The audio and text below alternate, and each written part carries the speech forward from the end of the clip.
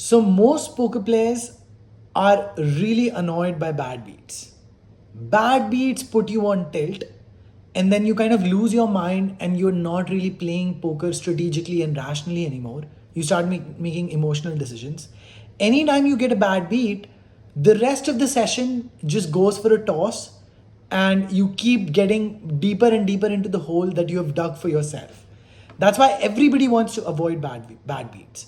In this video, I'm going to tell you how you can avoid bad beats. And the number one reason that you get bad beats is because you are playing too many hands.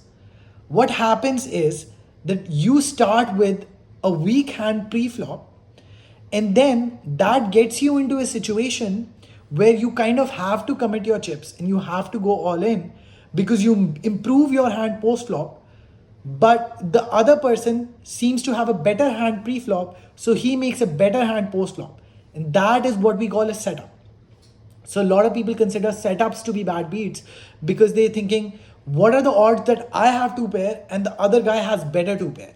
Well, the other guy folded all the weak two pairs pre-flop. So he folded hands like ace 7, ace 8, ace 9 pre-flop. He was only playing ace king, ace queen, ace jack.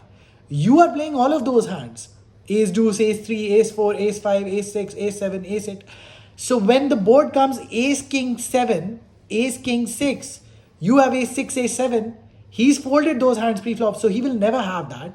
He has ace king, he has a better two pair, and you have a worse two pair.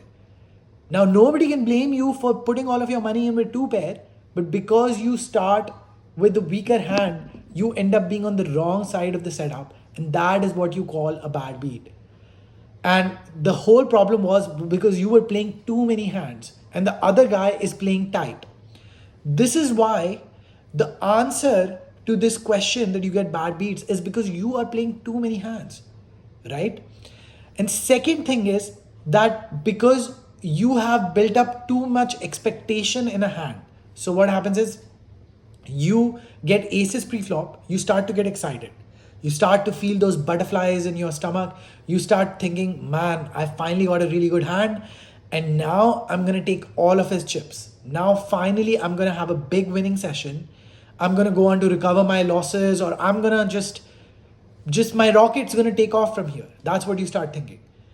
So you've built up too many expectations with the aces that you got. But aces is just that. It's just one hand.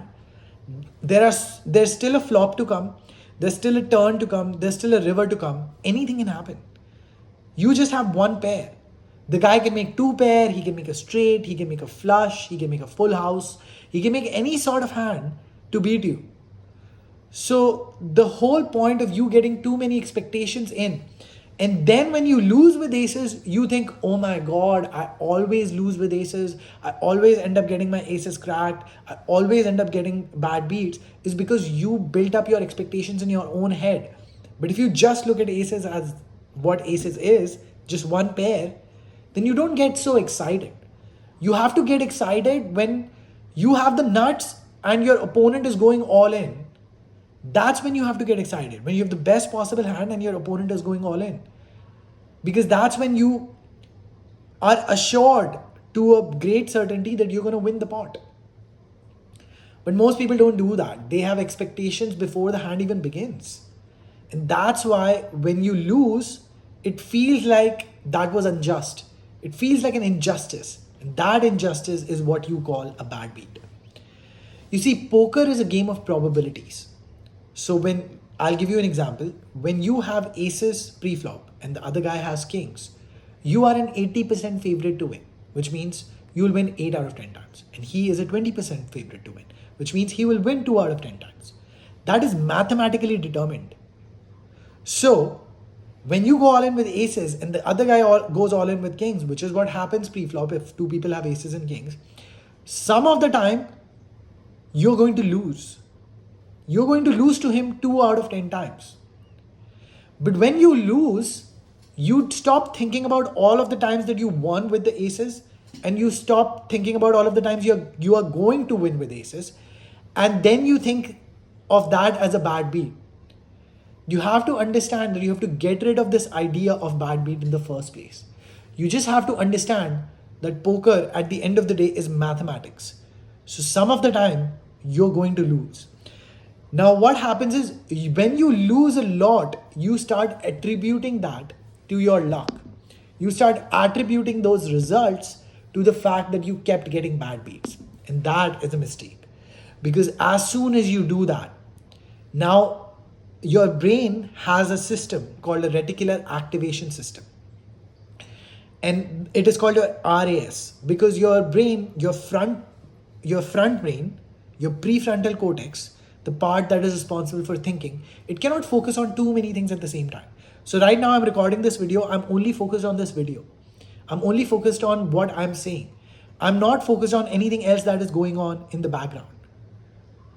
Similarly, when you lose and you get a bad beat and you attribute your results of losing to always getting bad beats, your brain starts focusing on that, and then every single time it is finding excuses and reasons to reaffirm that belief that you always lose because of bad beats, because you get unlucky, and there could be no other possible reason. You forget all of the times that you won with aces against kings. You literally forget, because it happened in the past. It's not right here, right now. So your brain cannot focus on it. It's focusing on what is happening right now. So you start to tell yourself this story that you always keep getting bad beats, and you keep focusing on it. And that is just a disastrous place to be as a poker player, because then you it starts becoming a self-fulfilling prophecy. You kind of start playing in that manner. You start making decisions based on that belief that you will always get a bad beat.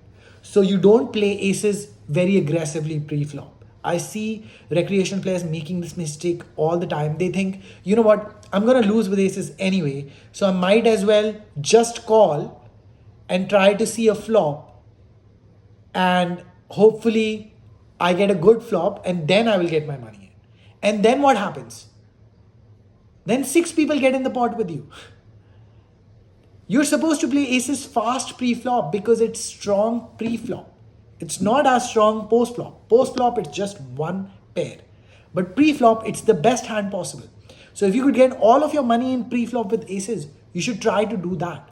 But because you've gotten bad beats with aces in the past, you start thinking, aces again, I'm going to get a bad beat again, I'm going to lose again, let me try to play cautiously. That's a mistake. Your RAS is choosing to focus on the bad results. Human beings are much more motivated by pain of loss than they are by the happiness and joy they get from winning. Because naturally we are a risk-averse species. That's how we evolved during time, by avoiding dangers. Our ancestors that were too risk-friendly, that took too much risk, died, and their genes didn't propagate. So we are all descendants of risk-averse people, which is why whenever something painful happens, we tend to focus on it. Whenever something good happens, we still celebrate it, but we don't have the same kind of emotional response to winning a pot than we have to losing a pot. You must have noticed it in your own poker experience. When you have a winning session, you feel great, but the emotional response, the magnitude of you feeling great is nothing compared to how shitty you feel when you have a losing session. You could win $10,000 in a day and you'll be happy, you'll be celebrating, but you won't be as crazy in terms of your emotion as you would be if you lost $10,000. That would hurt a lot more. And so what we do is we try to avoid negative experiences. And so we try to change the way that we should play the hand. For example, a hand like aces, which should be played super fast, and you should try to shovel as much money in as possible. On earlier streets, people try to play it cautiously, and naturally, as they go further deeper and deeper into the streets, as they go on the flop, the turn, and the river, the chances of their aces getting cracked increases. And now the other guy is only going to put in money when he has a strong hand as well, which is probably going to be better than a single pair. So this is a mistake that a lot of people make, and that's why they think that they're getting a bad beat, when in essentiality what is happening is they're choosing to focus on it, they're changing the way that they should be playing the hand in the first place, and then they're getting themselves into situations where they're bound to lose.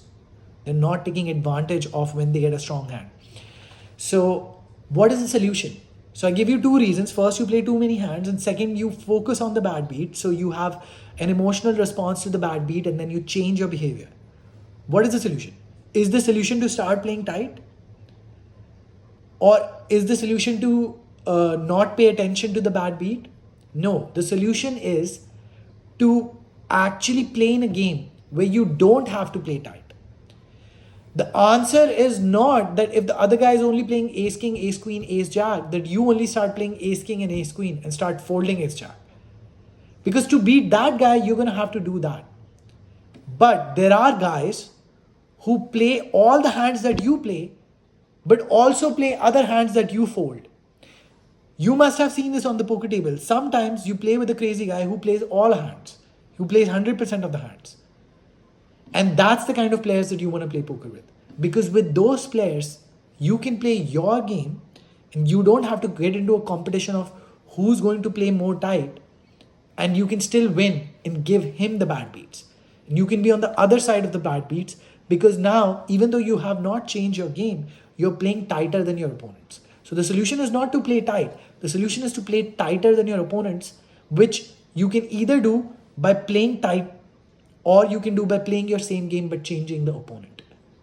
And that is what the solution is. You have to change the people that you're playing with. If you're getting a lot of setup hands and you're always on the losing end of the setup hands, you need to change the people that you're playing poker with, because the chances are that you're in a game where people are just knitting up because they want to take home a profit. And that's their only goal. They don't care about having fun.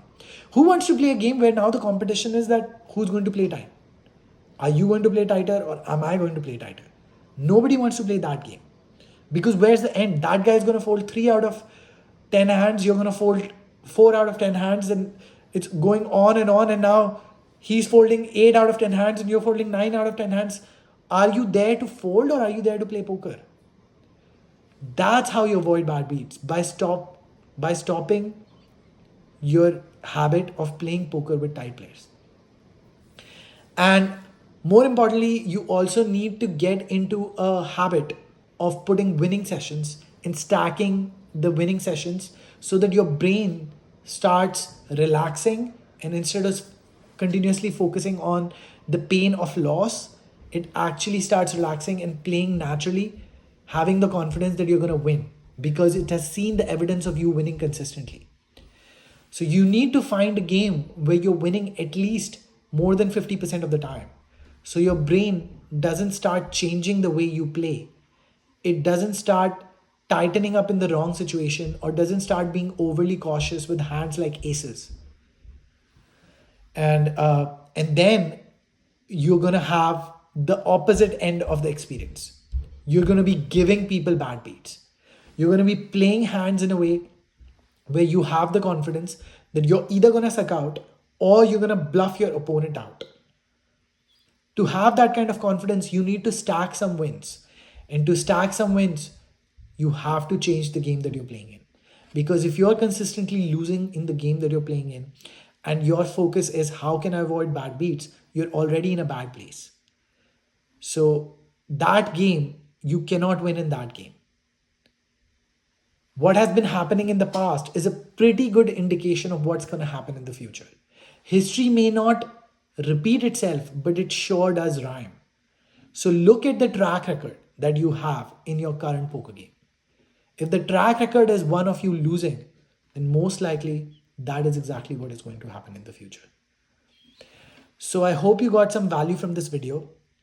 And if you have any questions regarding bad beats, regarding tilt, regarding getting setups in your poker game, or any other questions related to poker, you can leave your comments in the comment section and I will personally reply to all of your questions. I'm creating these videos to help recreational players who are over the age of 40, players who've already made their money and now they're playing poker for fun as a hobby. They want to win, but they don't want to make this their profession. They don't want to make this their source of income. I'm giving advice from a very unconventional point of view because most poker advice on YouTube, on Google, it's all catered towards professionals. They're going to tell you things like you have to study books. They're going to tell you things like you have to go and work on computer programs and computer softwares to find the right answers. They're going to tell you things like you have to play tight. I understand that most poker players don't play poker as a source of income, they play poker to have fun. And all of these things that conventional poker wisdom tells you to do takes the fun out of the game. The game doesn't remain a game anymore. It becomes like a job. It becomes boring, it becomes stressful, it becomes strenuous, and then people don't feel like playing poker anymore.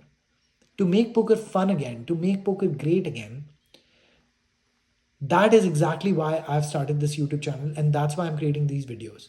So if you are somebody who is a recreational poker player, who is a business owner, who plays poker for fun, then like this video, subscribe to my channel, and ask me any questions that you have in the comment section, and I will make the videos answering your questions.